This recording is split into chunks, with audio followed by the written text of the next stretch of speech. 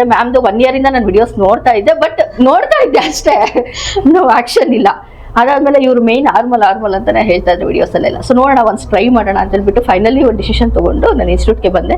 But ನನಗೆ ಅವಾಗಲೂ hope ಇರಲಿಲ್ಲ, ma'am ಏನೋ ಹೇಳ್ತಾರೆ ನೋಡೋಣ. ಸೊ ನಾನು ಅದು ಮಾಡಿದಾಗ ನನಗೆ ಫೀಲ್ ಮಾಡಿದಾಗಲೇ ಗೊತ್ತಾಗಿದ್ದು. ಡ್ರೆಸ್ ಇದಕ್ಕೂ ಮುಂಚೆ ನಾನು ಡ್ರೆಸ್ ಹೊಲ್ದಿದ್ದೆ ಫುಲ್ ಲೂಸ್ ಬಿಸಾಡೇ ಬಿಟ್ಟಿದ್ದೀನಿ ಅದನ್ನ.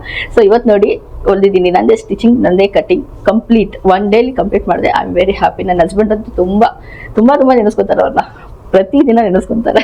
ತುಂಬಾ ಚೆನ್ನಾಗಿ ಹೇಳ್ಕೊಡ್ತಾರೆ. ಬಟ್ ಅವ್ರು ಲಕ್ಕಿಲಿ ಬರ್ಲಿಕ್ಕೆ ಆಗಲಿಲ್ಲ, ಬಿಸಿ ಶೆಡ್ಯೂಲ್ ಇರೋದ್ರಿಂದ. ಕರ್ಕೊಂಡ್ಬರ್ಬೇಕು ಅಂತಿದ್ದೆ ಫ್ಯಾಮಿಲಿನ, ಬರ್ಲಿಕ್ಕೆ ಆಗಲಿಲ್ಲ.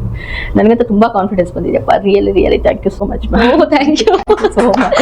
ನಿಜ, ಬೊಟಿಕ್ ಅಂತ ನಾವೆಲ್ಲ ಈಸಿ ಇರಲ್ಲ, ಮತ್ತೆ ಇನ್ನೊಂದು ಕಾಂಪ್ಲಿಕೇಟೆಡ್ ಆಗಿರುತ್ತೆ ಮ್ಯಾಮ್. ಡಿಸೈನ್ಸ್ ಹೇಗೆ ತರ್ತಾರೆ ಅಂತಂದ್ರೆ ರಿಯಲಿ ತಲೆ ಕೆಟ್ಟೋಗುತ್ತೆ. ರಿಯಲಿ ನಾನು ಅದೇ ಟೆನ್ಷನ್. ಸೊ ಆ ಕಾನ್ಫಿಡೆಂಟ್ ನನಗೆ ಇವತ್ತು ಬಂದಿದೆ ಅಂತಂದ್ರೆ ಈ ಇನ್ಸ್ಟಿಟ್ಯೂಟ್ ಇಂದ, ಮ್ಯಾಮ್ ಇಂದ, ಖಂಡಿತ.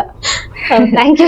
ಎಷ್ಟೇ ಎಕ್ಸ್ಪೀರಿಯನ್ಸ್ ಮಾಸ್ಟರ್ಸ್ ಇದ್ರು ಸೊ ಅವರ ಸ್ಟಿಚಿಂಗ್ ಅಲ್ಲಿ ಒಂದು ಲೂಸ್ ಬರುತ್ತೆ, ಇಲ್ಲ ಒಂದು ಟೈಟ್ ಬರುತ್ತೆ, ಇಲ್ಲ ಒಂದು ಸ್ಟಿಚ್ ರಿಮೂವ್ ಮಾಡಬೇಕು, ಒಂದು ಸ್ಟಿಚ್ ಹಾಕಬೇಕು. ಬಟ್ ನಮ್ಮ ಮೇಡಮ್ ಹೇಳ್ಕೊಟ್ಟಿರೋಂಥ ಕಟಿಂಗ್ ಅಲ್ಲಿ ಹಾಕಿದ ತಕ್ಷಣ ಫಿಟೆಡ್ ಬ್ಲೌಸ್, ಅವಾಗ ಲೇಡೀಸ್ ಇನ್ನೂ ಹ್ಯಾಪಿ ಆಗ್ತಾರೆ. ನಂಗೆ ಅದು ಪಾಯಿಂಟ್ ತುಂಬಾ ಇಷ್ಟ ಆಯ್ತು. ಸೊ ಅದು ನನಗೆ ಐಡೆಂಟಿಫೈ ಆಗಿದ್ದು ನಾನು ಪ್ರಾಕ್ಟಿಕಲ್ ಆಗಿ ಮಾಡಿದಾಗ. ಸೊ ಪ್ರಾಕ್ಟಿಕಲ್ ಮಾಡಿದಾಗಲೇ ನಾನು ಪರ್ಫೆಕ್ಷನ್.